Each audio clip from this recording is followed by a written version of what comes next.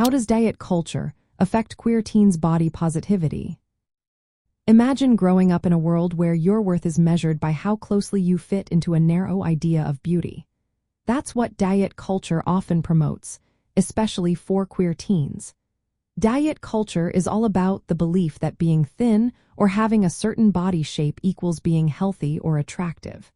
It pushes the idea that if you're not a certain size, you're somehow less valuable. For queer teens, this can be especially tough because they face unique pressures related to their gender identity and sexual orientation. Many queer teens see images and messages that suggest they should look a certain way to be accepted. For example, non-binary teens might feel they need to appear androgynous or genderless, which often means trying to be thin or fit narrow gender norms. These standards are often unrealistic and can make them feel like they don't belong if they don't match up. Plus, many queer youth experience more stress because of discrimination, rejection, or bullying. This stress can make body dissatisfaction worse and lead to unhealthy eating habits as a way to cope. Gender dysphoria is another challenge.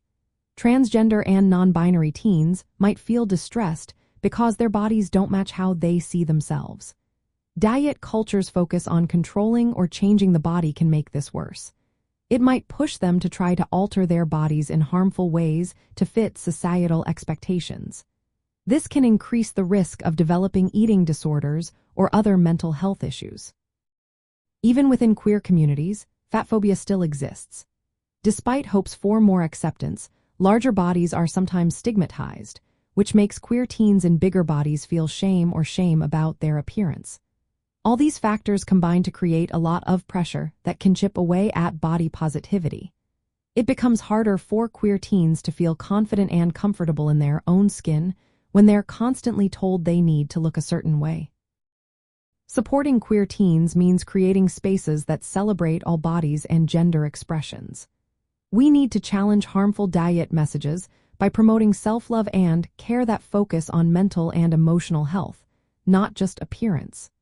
Providing access to mental health resources that understand the intersection of body image, gender identity, and sexual orientation is also key. Encouraging community support, where teens can share their experiences, helps them resist the pressure to conform to narrow beauty standards.